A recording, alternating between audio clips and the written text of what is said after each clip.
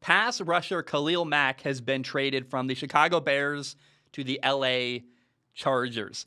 I've already talked about this, but last time I was reacting live in the moment, there were some key details that I think were not included. Now we have more details in the trade and on the trade. The Bears get a 2022 second-round pick for this upcoming draft and a 2023 sixth-round pick for next year.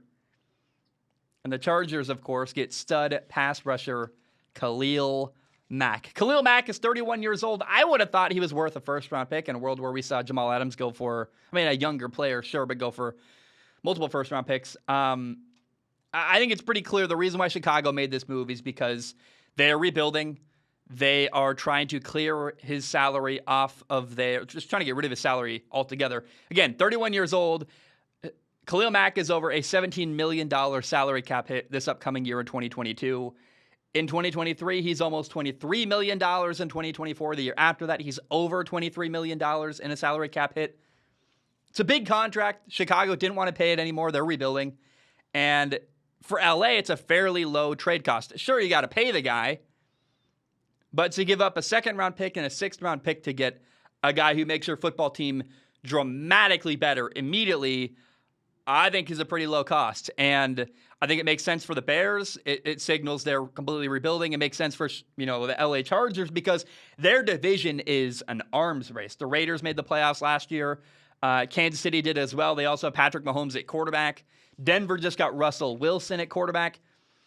This move appears to be the response to all of the stuff going on in their division by LA. They're like, look, we got to do something. We got to compete. And we didn't even make the playoffs last year, so we got to be even better next year.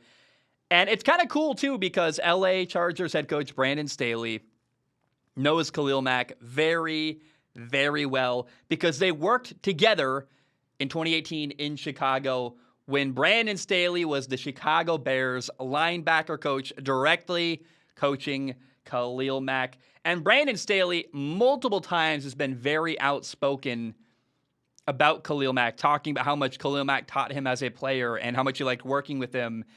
And by the way, he had no real reason to talk about Khalil Mack. You get asked about him, sure, but he's been very removed. He's been in LA, Khalil Mack's been in Chicago.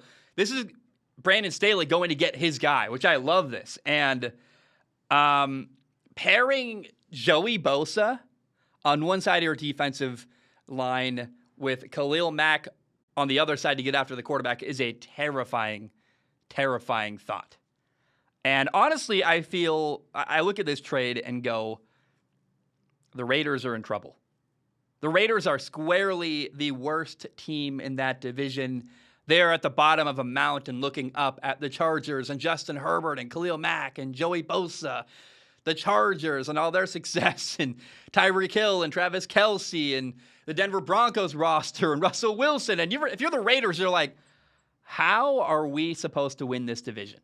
Nothing's impossible, but I would not want to be the worst team in that division, even though the Raiders are a solid football team that made the playoffs last year. By the way, on top of all that, the Raiders traded away Khalil Mack at one point in 2018. Now they got to play a pissed-off Khalil Mack 2 times a year. Would you want to do that? I would not want to do that. And I am very, very worried for the Las Vegas Raiders. I don't envy them. I don't envy their, you got a new head coach. You got a good quarterback, Derek Carr, but the worst quarterback in that division. And you're rebuilding compared to at least every other football team in this division. I cannot imagine that Josh McDaniels, the head coach, is too excited about the really big, monumental task in front of him. And it's funny, all this stuff keeps happening in the AFC West. Russell Wilson, I'm sure Kansas City's going to do something this offseason, and Khalil Mack going to the Chargers, and all my attention keeps going over to the Raiders and going you poor souls. You guys made the playoffs last year. It might be a while before that happens again because you got potentially 3 playoff teams in your division that are better than you, let alone your own team. So I think the impact on the Raiders here with the Khalil Mack trade is the most devastating. And look, the Khalil Mack revenge game is a real thing. He is going to come after. Anytime you play, I felt this way whenever I played football too, is The defensive guys that you practice against every day that can't hit the quarterback, all they want to do is take you out. Because day after day in practice, they're told to pull up. Don't hit the quarterback. Don't do it. I'm sure Khalil Mack has played the Raiders before, but to get to play Derek Carr and the Raiders 2 times a year, to kind of get revenge against your former team that traded you away, feel bad for the Raiders, man. Feel bad for the Raiders. Good for Khalil Mack. He gets a coach who loves him. A really good spot for him to win a lot. And Chargers, man. Things didn't go the Chargers' way last year. They didn't make the playoffs. It's year 2 of Justin Herbert, year 1 of a new coach, Brandon Staley, a rookie head coach.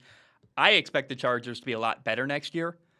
And some of those moments where they fell just short and the results of them missing the playoffs, I think they're going to win those games that were close at the end that they maybe fell short in a couple times. So I expect a big step forward for the LA Chargers next year.